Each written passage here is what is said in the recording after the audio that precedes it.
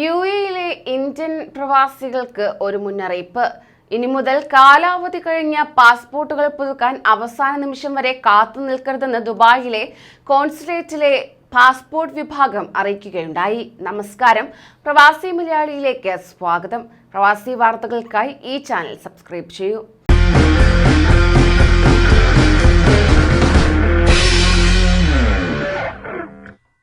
കാലാവധി തീരുന്നതിന് 1 വർഷം മുമ്പ് വരെ പാസ്പോർട്ട് പുതുക്കാൻ അവസരം നൽകുന്നതായിരിക്കും.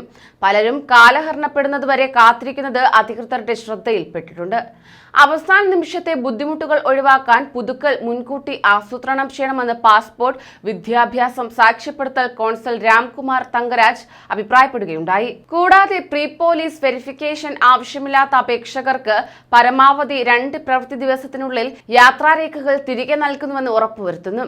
യുഎഇയിലെ ഇന്ത്യൻ എംബസി പാസ്പോർട്ട് പുതുക്കുന്നതിനുള്ള പോലീസ് വെരിഫിക്കേഷൻ പ്രോട്ടോകോൾ 2020 സെപ്റ്റംബറിൽ പുനഃസ്ഥാപിച്ചിരുന്നു.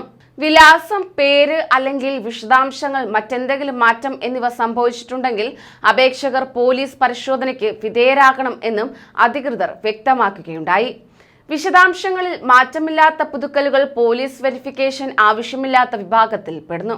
അതോടൊപ്പം തന്നെ സേവന ഏജൻസിയായ PLSന് അപേക്ഷ സമർപ്പിച്ചു കഴിഞ്ഞാൽ 2 പ്രവൃത്തി ദിവസത്തിനുള്ളിൽ തന്നെ പാസ്പോർട്ട് നടപടി പൂർത്തിയാക്കുകയും വിതരണം ചെയ്യുകയും ചെയ്യുന്നതാണ്.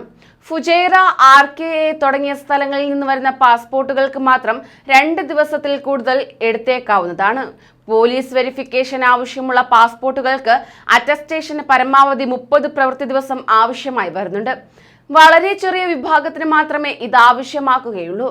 ആളുകൾക്ക് അടിയന്തരമായി യാത്ര ചെയ്യാനുണ്ടെങ്കിൽ ഇന്ത്യയിലെ പ്രാദേശിക പാസ്പോർട്ട് ഓഫീസുമായി ബന്ധപ്പെട്ട യാത്രാരേഖ ശരിയാക്കി നൽകുകയും ചെയ്യുന്നതായും തങ്കരാജ് പറയുകയുണ്ടായി. അതേസമയം അപേക്ഷകൻ ഇളവ് അർഹിക്കുന്ന ചില അടിയന്തര കേസുകളിൽ പോലീസിന്റെ മുൻ സ്ഥിരീകരണ പോസ്റ്റ് പോലീസ് സ്ഥിരീകരണമാക്കി മാറ്റാൻ കഴിയുന്നതാണ്. അപേക്ഷകർക്ക് അധിക ഫീസ് അടച്ച് തത്കാൽ വഴി പുതുക്കുന്നതിന് അപേക്ഷിക്കാനും സാധിക്കും. ഇത്തരം സന്ദർഭങ്ങളിൽ പാസ്പോർട്ട് നൽകിയാൽ പോലീസ് വെരിഫിക്കേഷൻ നടത്തും.